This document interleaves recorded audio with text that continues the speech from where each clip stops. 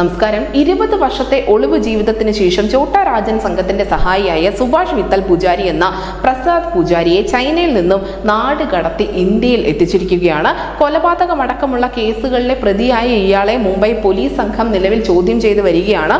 ചോട്ടാ രാജൻ സംഘവുമായി ഇയാൾക്ക് ഏറെ കാലത്തെ ബന്ധമുണ്ടായിരുന്നു. സംഘത്തിന്റെ സഹായിയായി ഇയാൾ ഏറെക്കാലം പ്രവർത്തിക്കുകയും ചെയ്തിരുന്നു. 20 വർഷമായി പൂജാരി ഭാര്യയ്ക്കൊപ്പം ചൈനയിൽ ഒളിവിൽ കഴിയുകയായിരുന്നു. ക്രൈംബ്രാഞ്ചും ആന്റി എക്സ്റ്റോഷൻ സെല്ലും കുറച്ച് വർഷങ്ങൾ തന്നെ ഇയാളെ നിരീക്ഷിക്കുന്നുണ്ടായിരുന്നു. കർണാടകയിലെ ഉടുപ്പി സ്വദേശിയായ പൂജാരി കുടുംബത്തോടൊപ്പം നവി മുംബൈയിലെ വാഷിയിലും മുംബൈയിലെ വിക്രോളിയിലുമാണ് നേരത്തെ താമസിച്ചിരുന്നത്.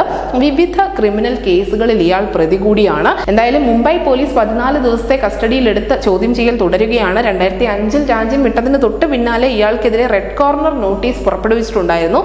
ഇയാളുടെ സ്ഥാനം കണ്ടെത്താൻ മുംബൈയിലെ കുടുംബാംഗങ്ങൾ ഇയാളെ ബന്ധപ്പെട്ട ഫോൺ കോളുകൾ അടക്കം ഈ അന്വേഷണ ഏജൻസികൾക്ക് സഹായകരമായി. ചൈനയിലെ ഹെനാൻ പ്രവിശ്യയിലാണെന്ന് മനസ്സിലാക്കിയ നിയമപാലകർ പൂജാരിയെ നാട് കടത്താനുള്ള നയതന്ത്ര ബന്ധങ്ങൾ എല്ലാ തലത്തിലും ഉപയോഗിക്കുകയും ചെയ്തു. ഒളിവിൽ കഴിയുന്നതിനിടെ പൂജാരി 2 ചൈനീസ് സ്ത്രീകളെ വിവാഹം കഴിച്ചു. ഇതിൽ 3 കുട്ടികളുണ്ട് എന്നുകൂടി പറയപ്പെടുന്നു. എന്തായാലും ഇന്ത്യ ആ നയതന്ത്ര ബന്ധം ഉപയോഗിച്ചുകൊണ്ട് തന്നെയാണ് ഇപ്പോൾ ഈ കുറ്റവാളിയെ രാജ്യത്തേക്ക് തിരികെ എത്തിച്ചിരിക്കുന്നത്. News desk 6 Malayalam.